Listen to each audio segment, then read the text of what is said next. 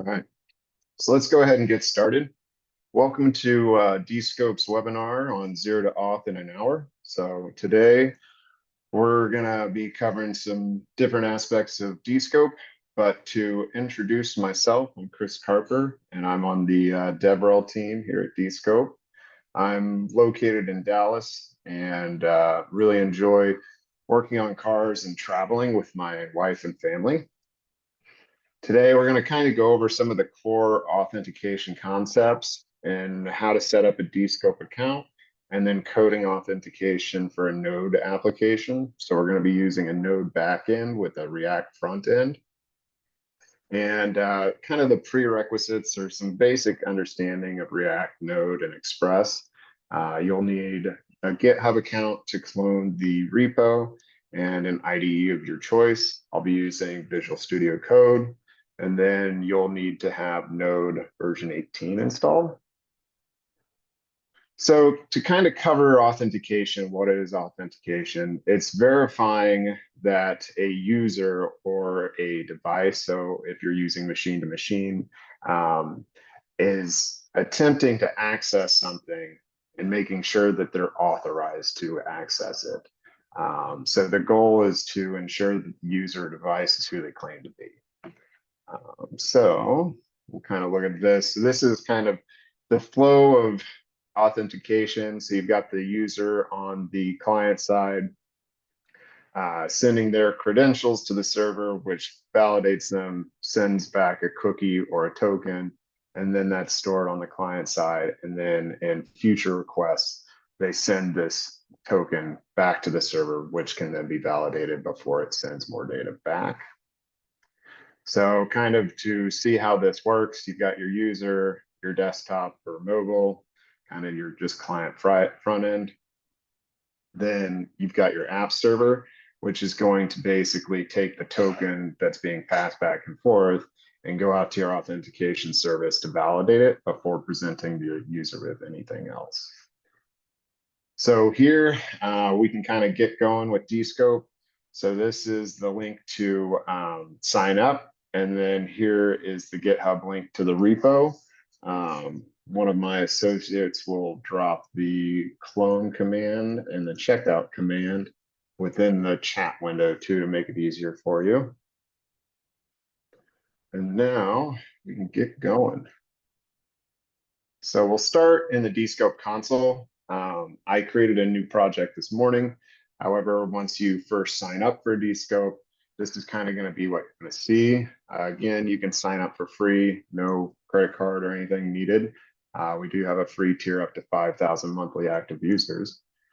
So once you sign up, this is kind of what you're going to see. So we can step through the getting started guide or getting started wizard.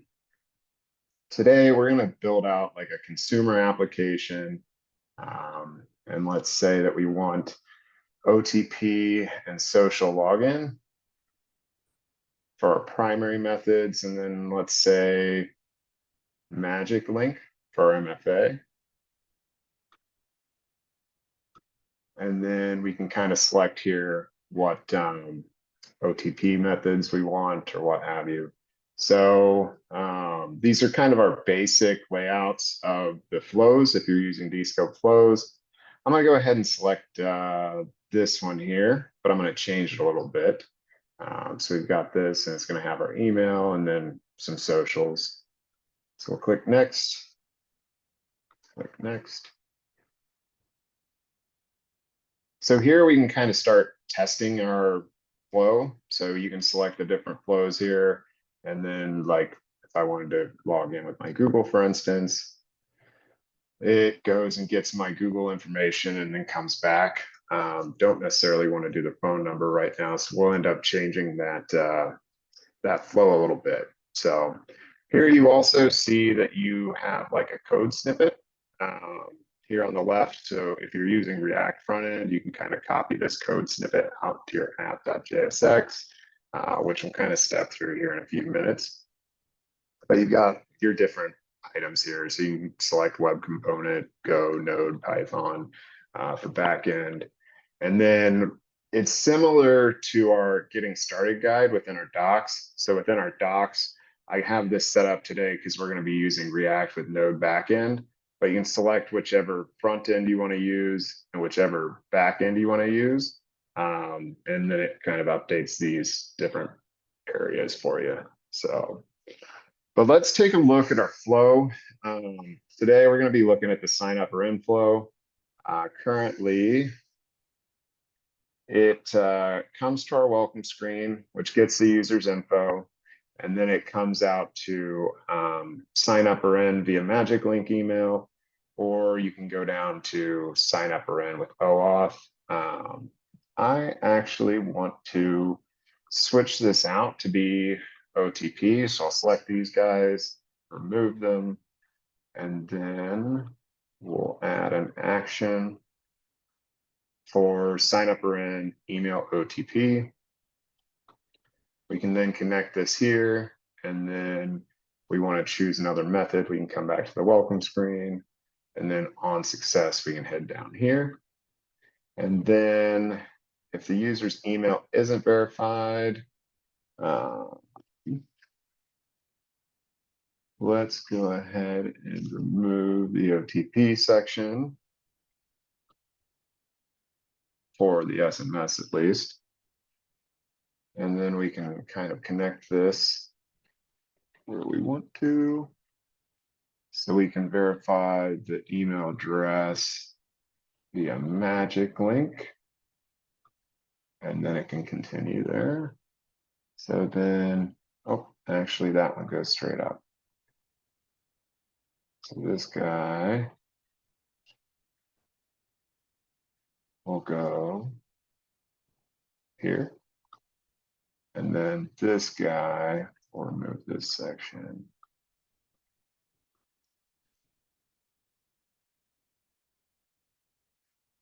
All right, so now we've got this. So instead of doing an OTP here via SMS, we're basically just going straight to an email verification.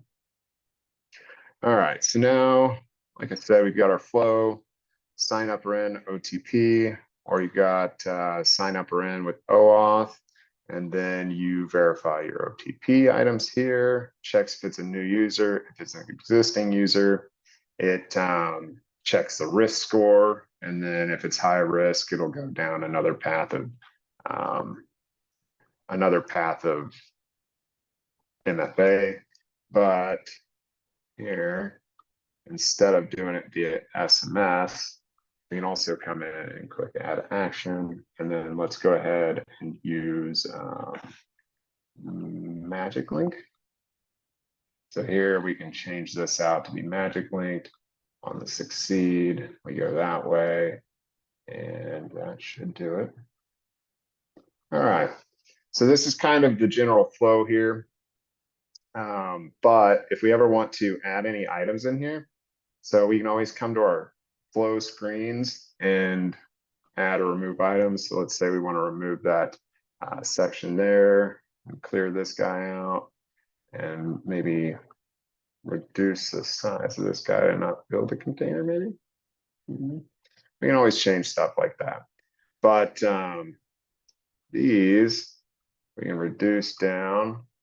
And then let's say I wanted to add another one for like Apple login. Since it's OAuth,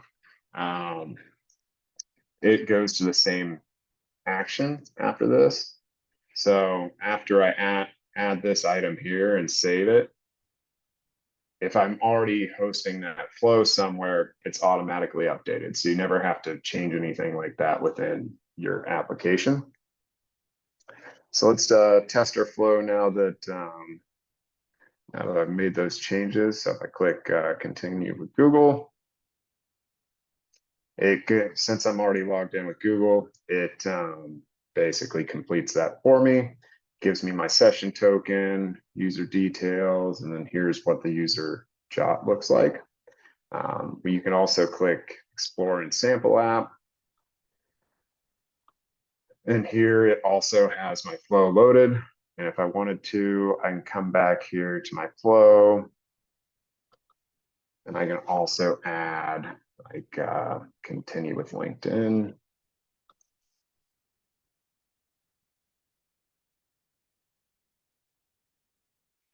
Save that. And then if I refresh here, it automatically updates. So this is completely customizable, so you can kind of build it out how you'd like to with the different layouts. If you want like the continue with Google next to Microsoft, that kind of stuff, you can shift all this around, add more fields, that kind of stuff to use in your flow. Another nice part about the flows is you can customize like the look and feel of it from the UI of Descope. So you can easily add your branding. So like if we wanted to add the Descope logo, and then let's see, this is kind of the Descope greenish. So we can do something like that. And then we can change out the different colors. So we can add the blue and then kind of like a more tealy color there. So you can always change like the border radius and like the background colors and everything else. So like I said, fully customizable. Let's go ahead and change this to be white though, or gray. Let's do gray. All right, so we'll apply these changes here. Again, different headings. You can change the different fonts stuff as well. So here we apply these changes, refresh on this page, and now we've got our logo and our formatting here as well. So with that, we can kind of jump into the coding part of this. So like I said, we're gonna be using this piece here is kind of an example, but we also have our getting started page, which we'll use as a reference as well. So I'll go ahead and move that over to the side. I'm going to open up my code here. So I have cloned it and checked out the branch we're going to be working on. So after I do that, I'm going to need to do npm I to install it. Goes out and gets all of our dependencies.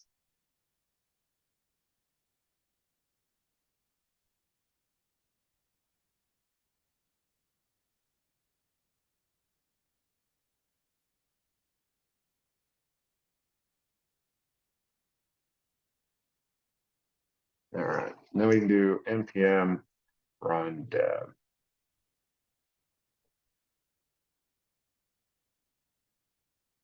All right, so let it finish loading.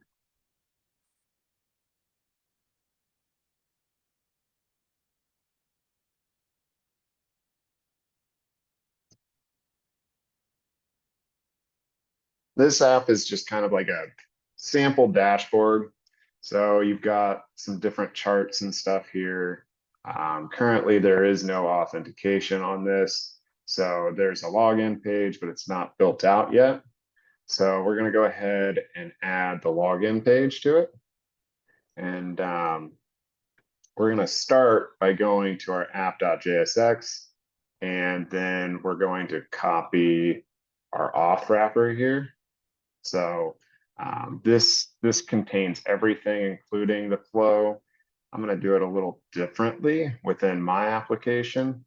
I'm going to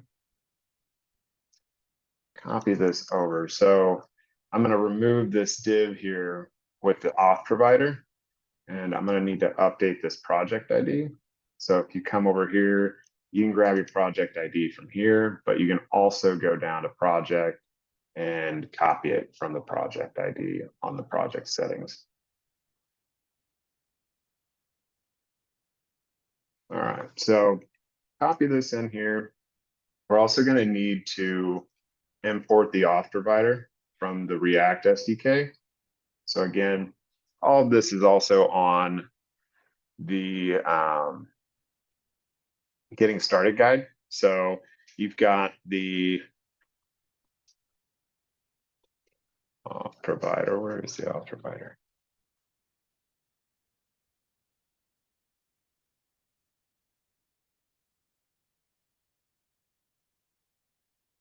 There it is. So you've got your auth provider here. And then again, if you're in any of these, once you select the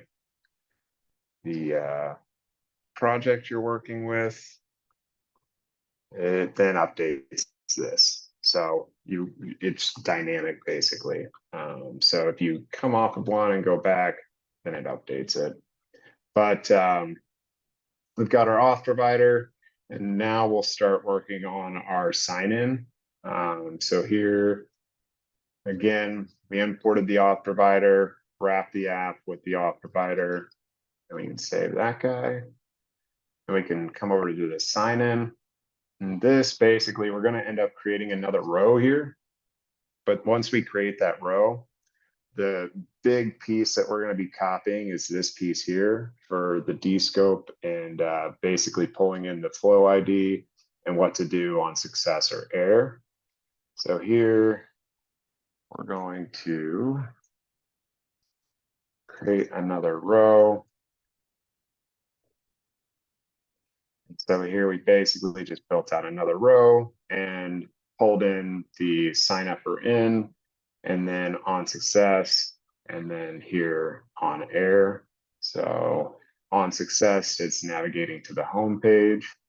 We're going to need to also import descope. So again, here you can see import descope. We'll then come back over here, save this. And at this point, we have our login page, but we've not added any further checks. So now we can come back over to the application or the code. We're going to be looking at the nav bar. So here within the nav bar, we have the logout user and login user, but we want to switch that to use descope instead. So we can go ahead and import the use session and use descope from the React SDK. And then we'll want to initiate a couple things. So we'll initiate the is authenticated and add the logout for use descope. And now within the logout user, we will update this to do a try to log out the user, and then an error in the event that there is an error in logging it out, and then navigate to the sign-in.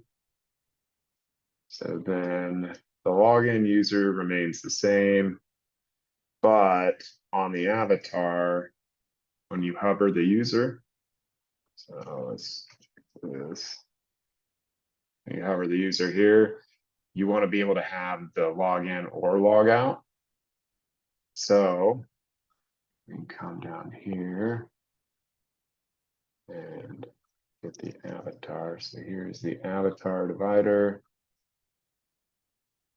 And here we basically are using the is authenticated to display whether we're going to display the login popover or the logout popover. So now, if we come back over here, again, there's no middleware yet, so you can still see this, but we'll add this here in a few minutes as well. But if I log in, let's go ahead and do it via OTP. Continue.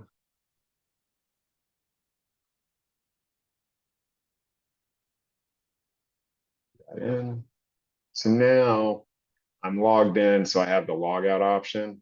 But again, this isn't protected by middleware yet, so we'll add that. Here, I'm currently using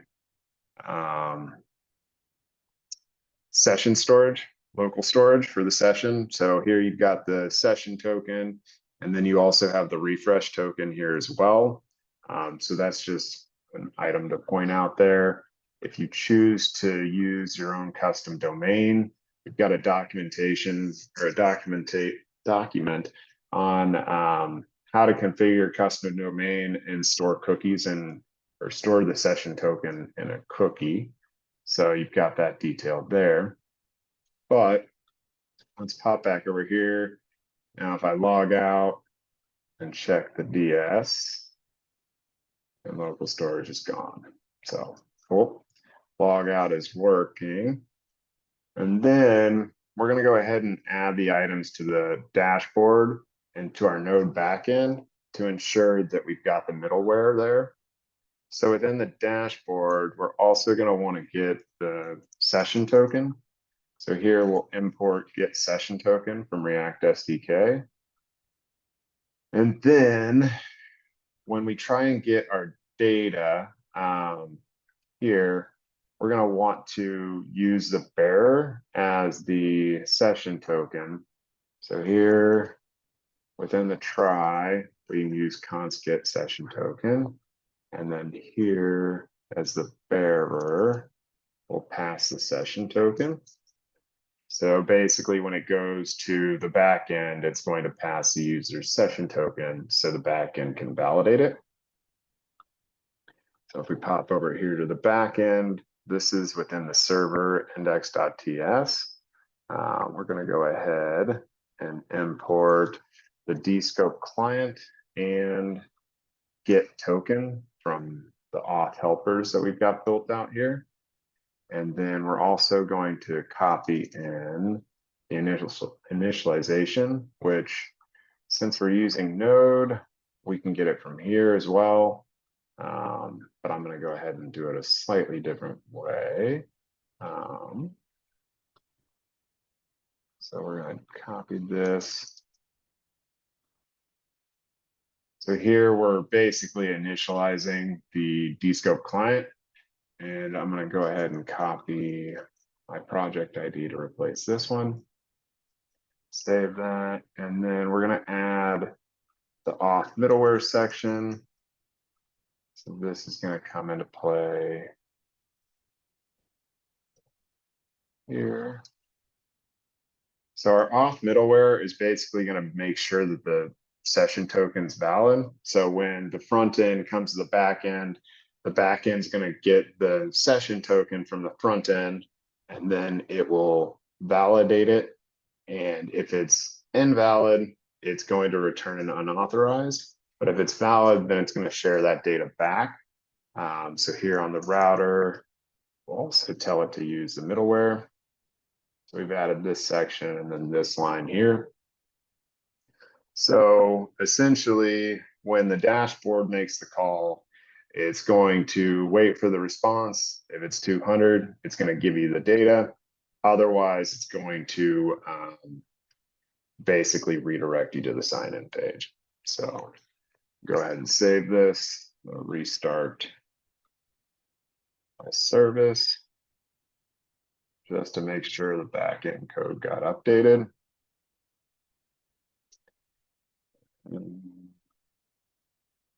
That looks good. So now if I go straight to here and click on one of these, it's going to tell me I'm unauthorized and redirects to the sign-in page. And then I can sign in. So here I'll go ahead and sign in with Google. And then I can now see this data. So we now have added all of the pieces to the Node and React backend and front end. And we've got successful authentication, logging in, logging out, and we've got middleware that validates the session token and confirms that the user is who they say they are. So now, if we want to look at some more aspects of the flows and kind of how we can implement some further items there, we can come back to our flows and let's say I want to add some custom claims. So currently we have, let's go ahead and try our getting started. So here, if we log in with Google, this is what our job looks like. So it shows us that the user logged in via OAuth. It gives us the expiration, the issuer, etc. The sub is the user's unique identifier that's created by Descope. But let's say that we wanted to add like email and name to it. So we can go ahead and go back to flows. And We can click this, click action, do custom claims. So here we can add name, user.name, and then email, user.email. Click done. And then here, we will bring this over here and connect these dots up.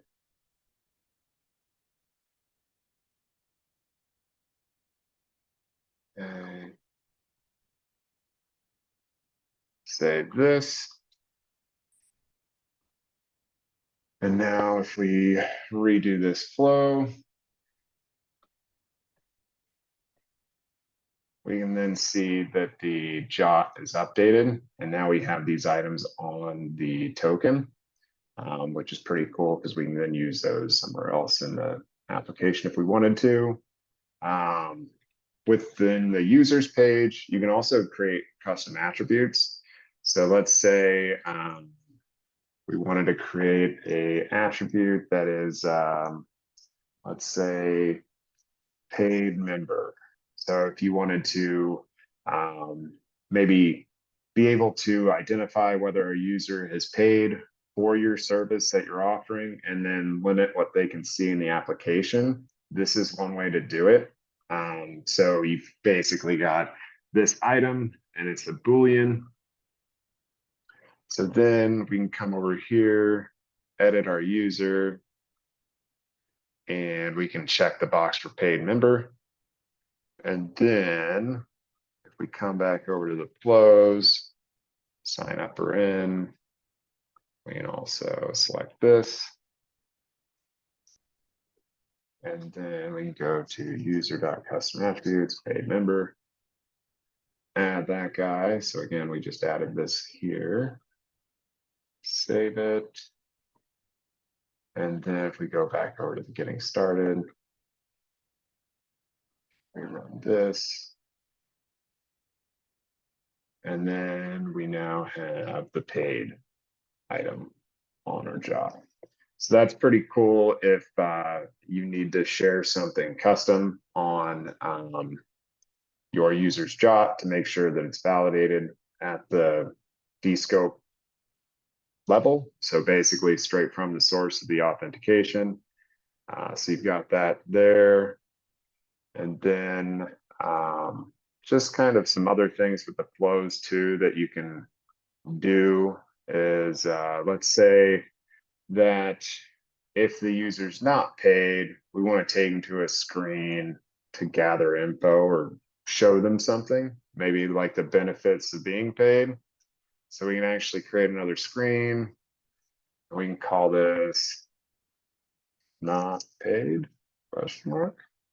And then we can come down here and say, would you like to subscribe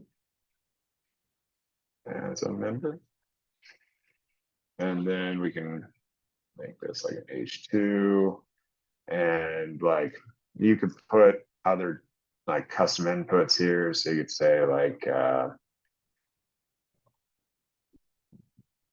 don't know that you'd want to use like a credit card here or something, but like PayPal address, for instance, if you wanted to. And then you could have like a button that says yes or no.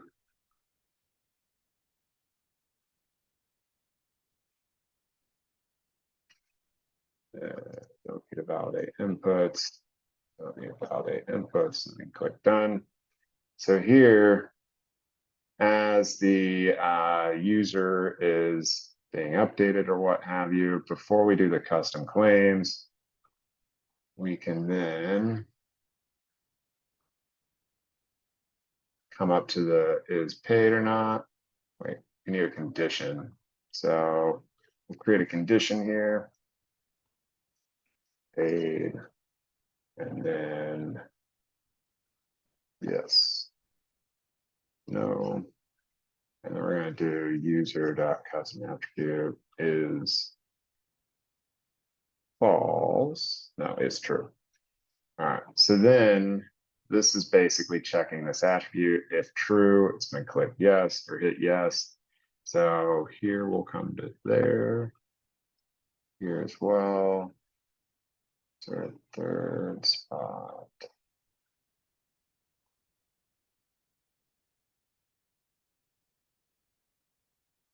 No. All right. So then if it's paid, we'll just continue to the custom claims.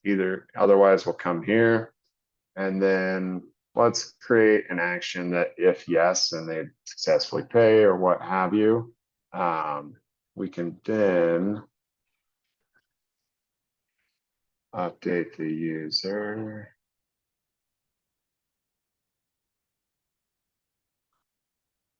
And then we can do paid member, Boolean, true.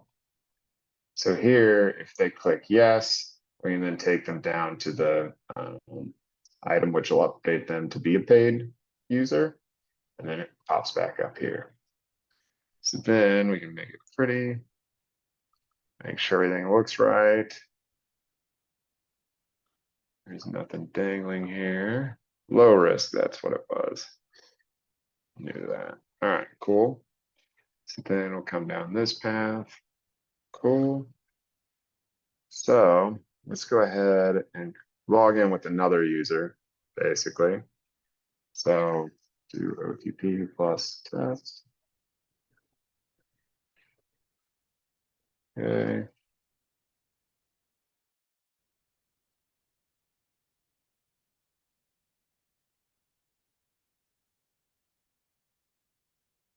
And then submit that. Get more info. And then here, we click yes. Then it updates our user. And now let's see. Should have updated our user. Yeah, it does. So let's come back up here. We probably need to reload the user still. So here, if no, too, we should just come to here. And then choose load user. Before we do the custom claims, load the user. And there we go. Okay, let's give that another try.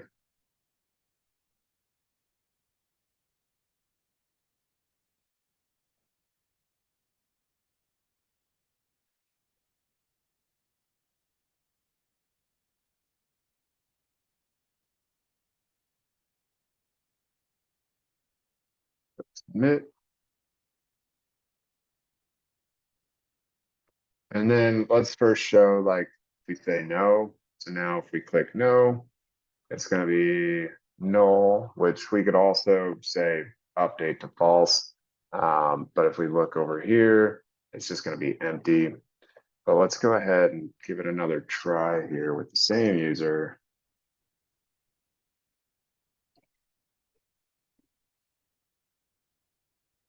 And then continue.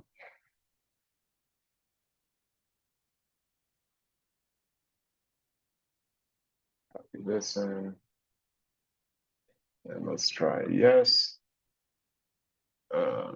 So something with the flow I can kind of update and play with here.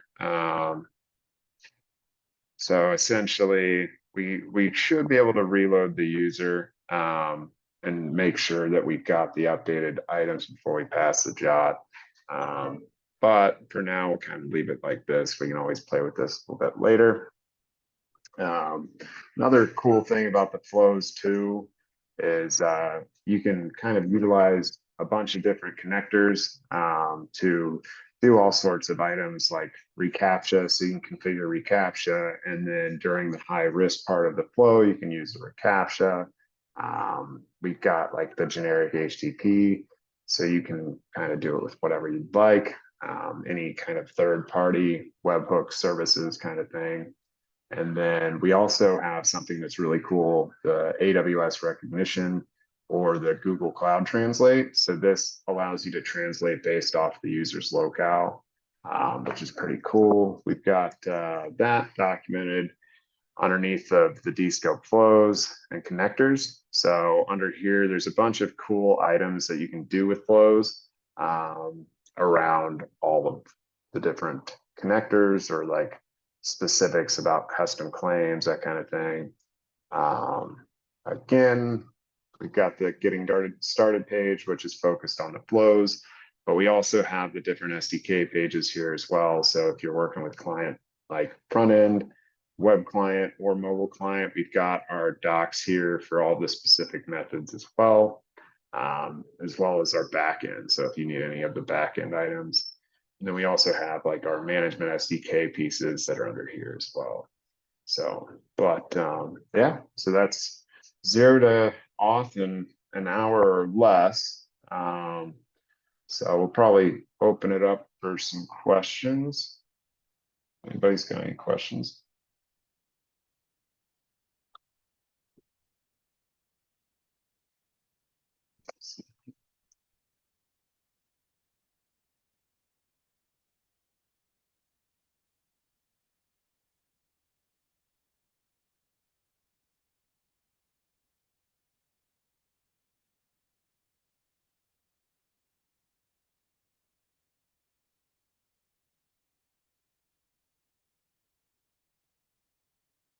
Anybody's got any that come up in the chat?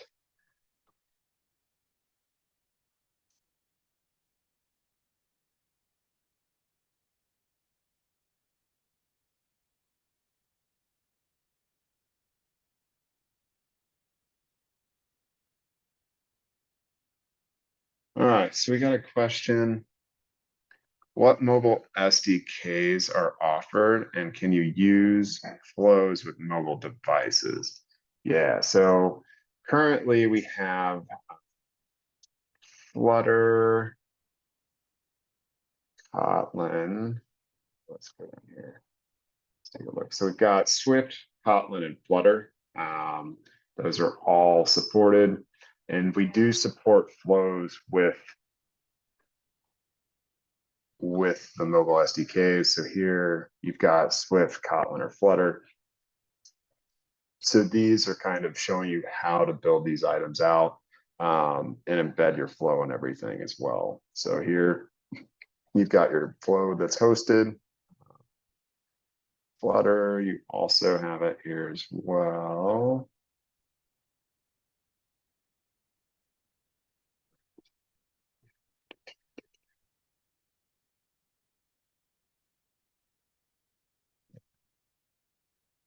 Yeah, so here you've got like an example of where the flow is hosted.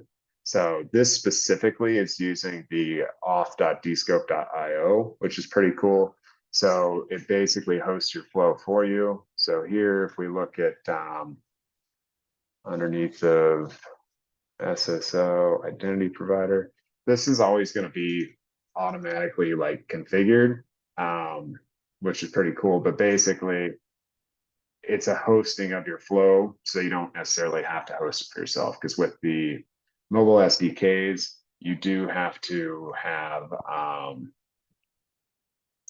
the flow hosted somewhere. So that's kind of why you use this. But again, this example will show you like a legitimate one for you.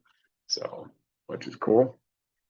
And then does Dscope support Skim with Okta? Yeah, so we support Skim generically, but also with some specifics around Okta and Azure. So within our manage tenant Skim section here, we've got a overview for Okta and Azure currently.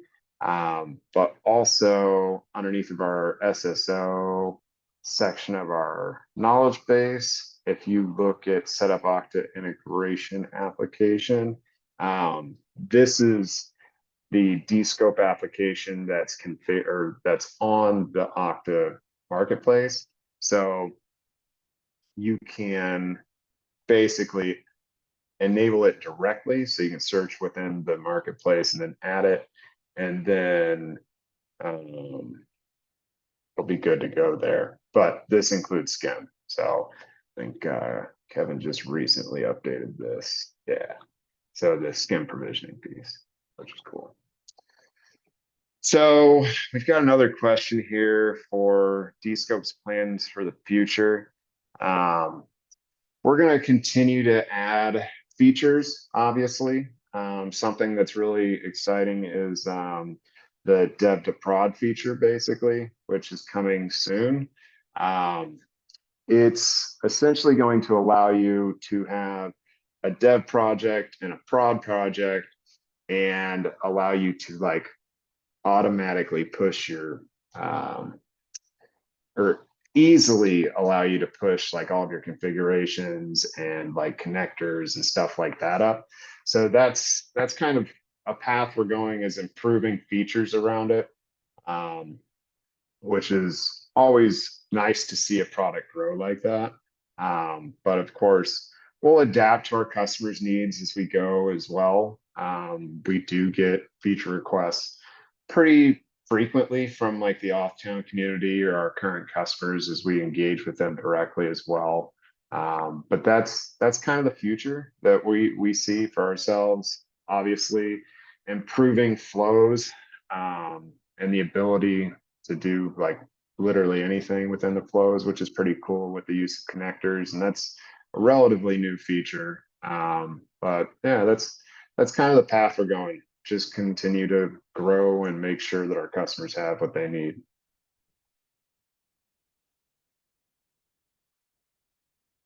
Yep. So cool. There's no other questions. We'll wrap it up. Feel free to reach out to us directly. You can always email us at support@descope.com, or you can join the Off-Town community by going to our website and go to resources and community, and then you can join the Off-Town as well. So, but well, cool. Thank you all for joining, and have a great rest of your day.